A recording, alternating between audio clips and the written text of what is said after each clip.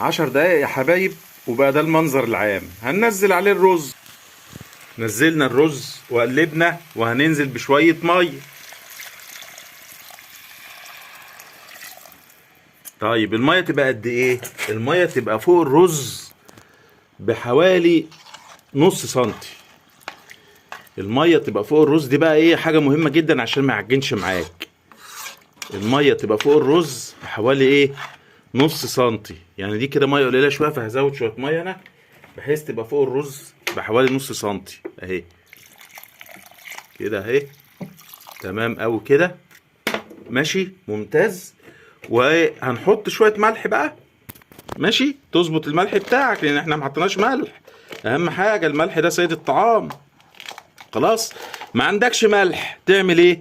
هتطلع في الصحراء بره هتلاقي في حجارة بيضة كده، تمسك حجر منهم وتقعد تدقدق فيه، ماشي، وتيجي تحط منه شوية زي ما انا بحط. ده حجر مطحون اهو، شايفين؟ اهو.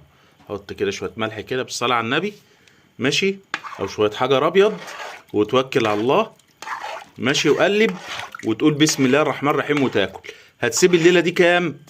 من ربع ساعة لتلت ساعة. أول إيه هتلاقيها استوت، هنغرفها لكم الخلطة دي ونوريكم هي الإيه الوضع بقى شكله عامل إزاي، وناكل بقى سواء بالعيش سواء بالمعلقة، وبالهنا والشفا. هنرجع لكم تاني إن شاء الله، بس الفيديو بيقطع معايا، مش عارف أصور فيديو كبير، الموبايل بيسخن، فهنزل لكم فيديوهين أو 3. يلا مؤقتا سلام.